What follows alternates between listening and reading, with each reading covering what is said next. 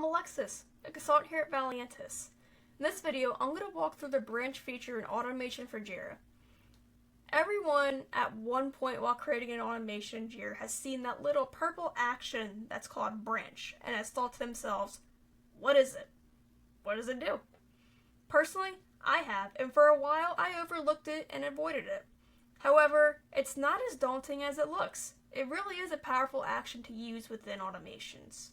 So, let's walk through what that is. Branching lets you expand your automation rule to work on related issues, whether that is a subtask, linked issues, all within the same automation. It's essentially an automation within an automation. However, it doesn't trigger on its own. It uses the same trigger as your main rule. This is especially powerful for looping through multiple issues, like updating every subtask, or notifying all linked issues, or even performing actions on issues created within the main rule, all without having to create separate rules. Sure, some similar actions can be achieved when using a lookup issues action and building out some complex if-else blocks. However, those actions rely on a predefined filter or even a field value. Branching is different. It is designed for issue relationships. Its entire purpose is built for working with connected issues. It knows what a subtask is. It knows what the parent is. It knows the linked issues in relation to that triggered issue.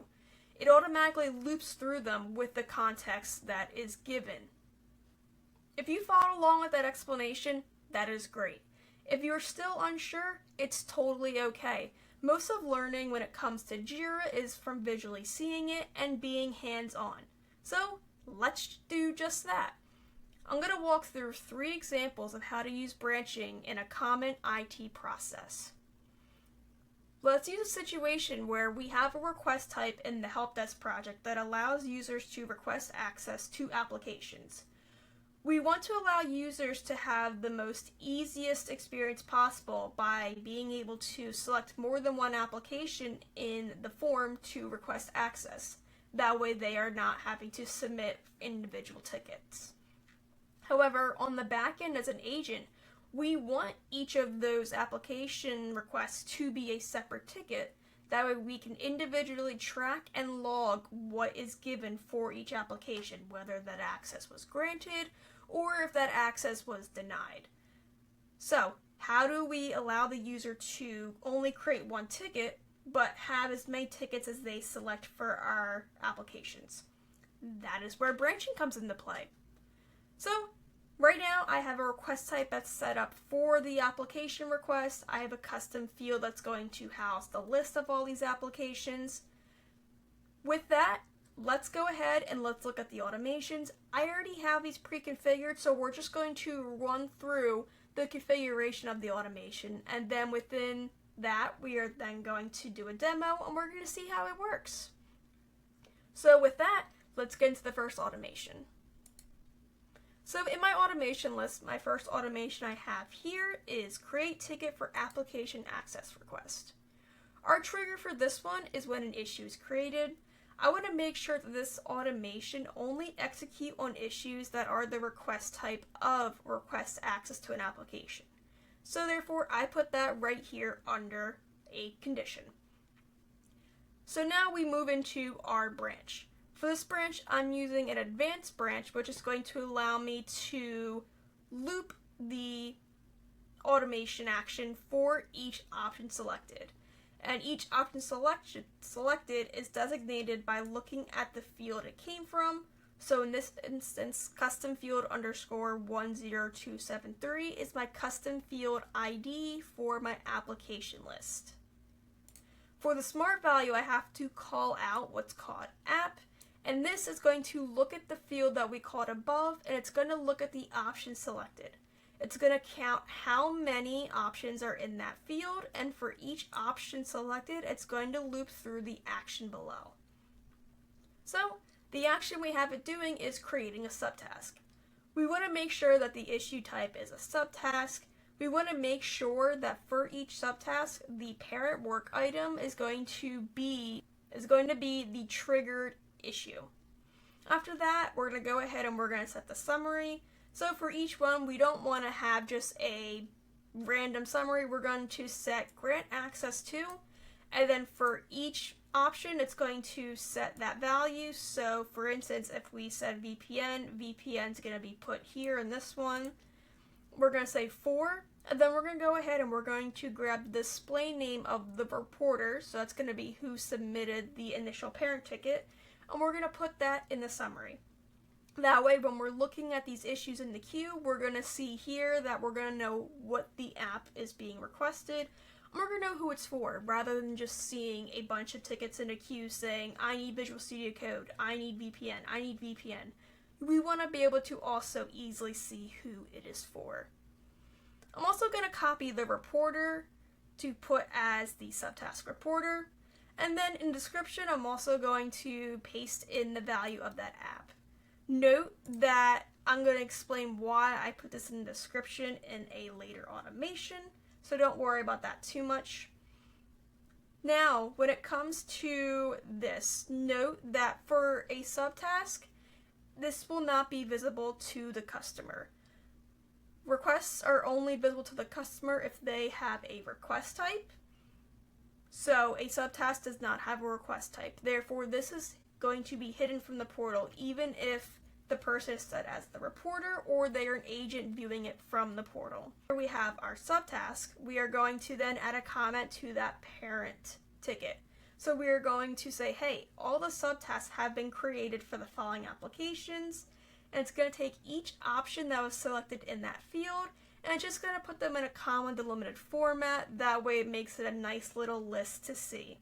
And this is only going to be visible internally, so that way it's going to show the agent how many tickets have got created for which application, and then you'll even see above it the subtasks that were created for each application.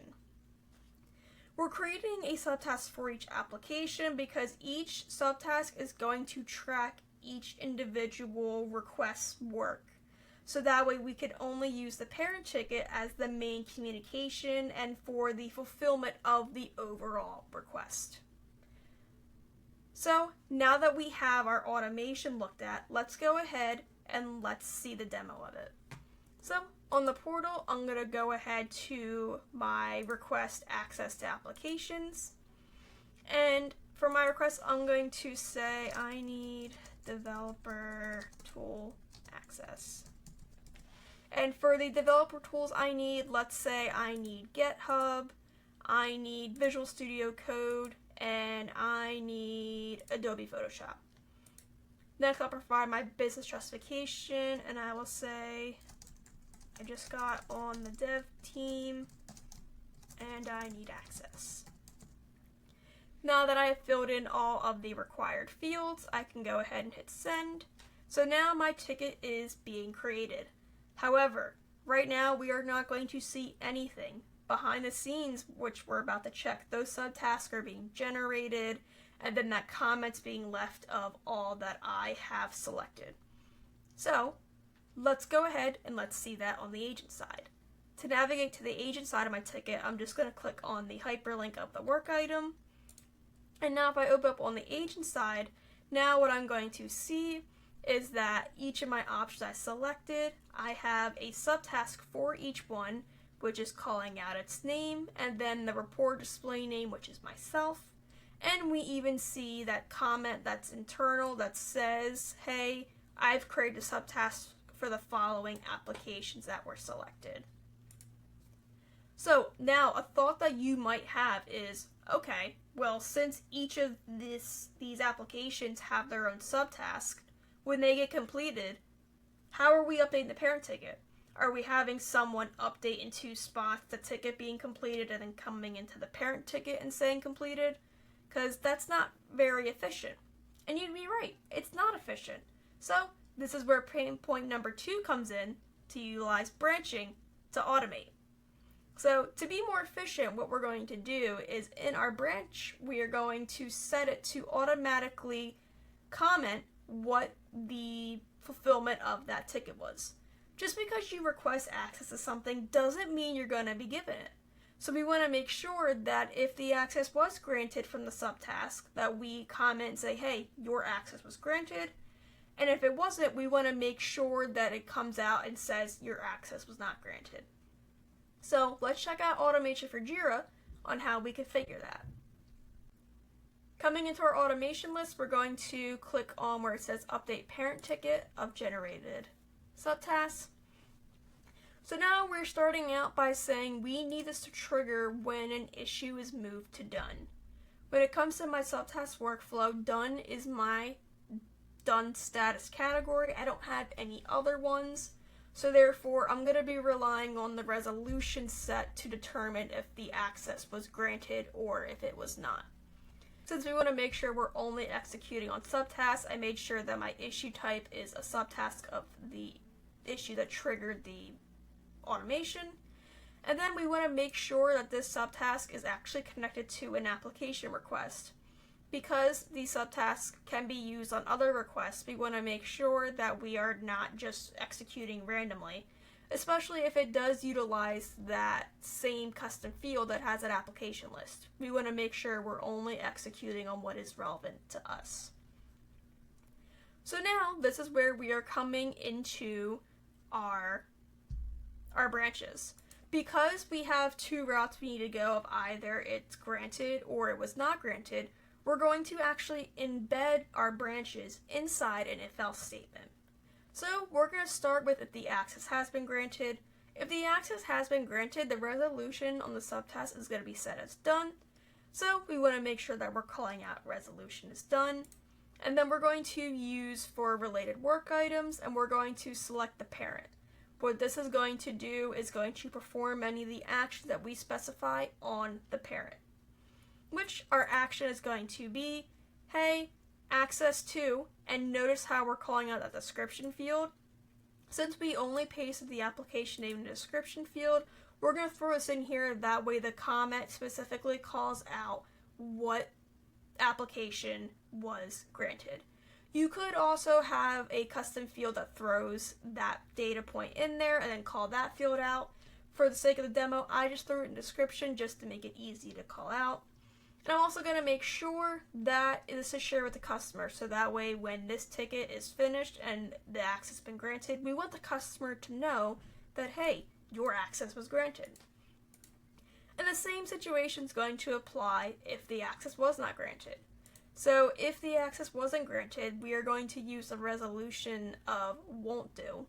And same scenario, we're still going to look at that parent, and we're going to make it comment and say access request to that application will not be granted. Again, making sure it's still shared with the customer. So now that we have the automation set up, let's go ahead and look at the ticket that we just submitted, and let's use that as our example. So coming back to our ticket, we're going to go to one of our tickets. So we're going to start with Adobe Photoshop, and let's say that this was approved and granted to me. So I'm going to mark this as done, and since we want to grant this, our resolution is going to be done. I'm going to hit update, and now that automation is going to run. It's going to see the resolution was set as done, and it's going to leave my comment right here saying, hey, access to Photoshop has been granted. And if we go back to the portal view of the issue and we refresh, we're even going to see the comment on the portal side that this access has been granted. But let's say that after review that my request for GitHub was denied and that I'm not being granted it. So we would come in, and while we would still set the status as done, we're going to make sure the resolution is set to won't do, since that means that we are not granting that access. Same concept as above, it's going to look, it's going to see that resolution, and based off that resolution, it's going to set the proper comment, which is going to be access request to GitHub was not granted. And if we come back to the portal view and we refresh, we will see we also got the same comment on the portal view. So now we have updated the parent ticket based on each subtask completion, but there's still one more pain point that we're missing.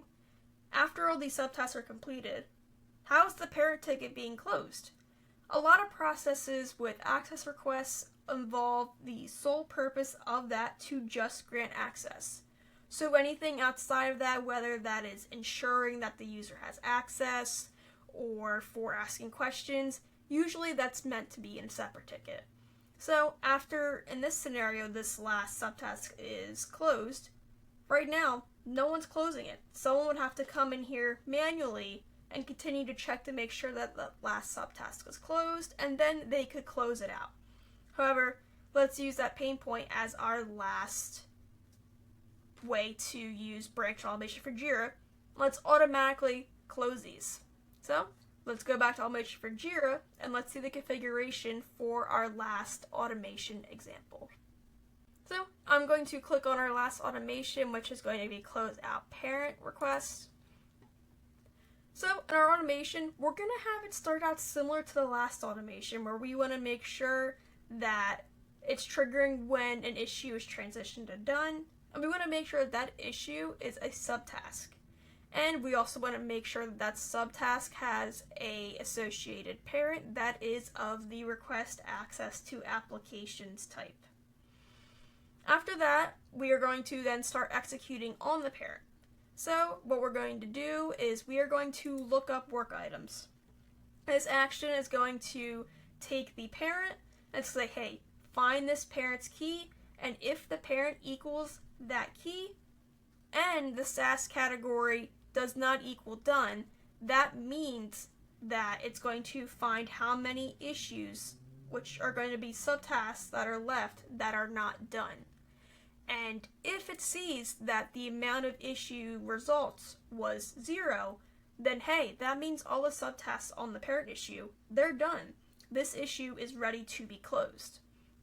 So what we're going to do is we're going to leave a comment and we are going to say, hey, all of your requests have been processed, and then since we don't want to utilize the application request parent ticket for any type of troubleshooting, it's just for request fulfillment, we're going to leave a comment and say if you're having trouble accessing any of the systems that you were granted, or if you're wondering why you didn't get any access granted on a specific application, to submit a separate help ticket. Again, we're still going to make sure that's shared with the customer, and then we're going to transition that issue to resolved. And once we transition that to resolve, we're also making sure that we set the resolution on the parent ticket as done. That way to Jira, this is officially concluded as a closed issue. So now that we have looked this out, I do want to add a small disclaimer to this automation. So depending on your Jira Service Management plan, depends on the amount of monthly executions that you're allotted for automation for Jira. If you're on the enterprise plan, you don't have any limits, but all other tiers, free, standard, and premium, you're going to be given a respective amount of limits per month. An execution for automation for Jira counts towards any time an action is completed on an automation. If an action is not completed, you'll see in the audit log no actions taken. With the automation we configured here, visually this says that if there's an open subtask still in the parent, don't do anything. However, there is an action actually being performed in this automation. The lookup work items action is considered a execution because it's going to take and look up and find something. So even if we're not physically wanting to make an action on the issue, it is still performing, therefore it will count as an execution. So therefore, if you do find that this automation is starting to eat up any of your monthly allotments or it's running too much, you can also change it to, instead of having it check every time a subtask is closed, you could also set it to a schedule check. So maybe you have it run once a day at 6 a.m. to see of all of the access application requests that are out there, how many of them have subtasks that are fully closed. If so, then it'll go one by one, loop through with the branch, and it'll close them. So if you want to save any automation execution runs, you could make this a scheduled run rather than just having it run each time. But If limits are not a concern to you, you can just leave this as is. Now that we have that heads up, let's go ahead and see what the final automation looks like in action. So we're going to go ahead and go back to our ticket that we have been testing on, and I'm going to mark this last one as done, so that way it's going to trigger the final usage. So I'm going to select this as done, and the access is going to be granted. So we're going to see two things. We're going to see the comment that's going to say that the access has been granted for Visual Studio Code, and then that next automation is going to process and say, hey, all requested applications have been processed. It's telling me that if I'm having any trouble accessing any of the systems that I requested, or if I have any questions, to submit a separate help desk ticket. And I can see up here that my parent issue has been marked automatically as resolved. And there you have it. We took a real-life example of a process and demonstrated how pain points of having to perform manual action can be automated using branches. This is just one example of a process that's commonly found in IT teams. Branching makes performing actions on related issues an absolute breeze with eliminating the large amount of automations as well as the length of your automation. And branches aren't just for IT teams' processes. You can use them for any type, whether that is HR onboarding tickets, whether that is facilities event tickets. For many type teams, branching can be used. I hope you take what you learned in this video and see how you can upgrade your current automations with the usage of branches. Thanks for watching.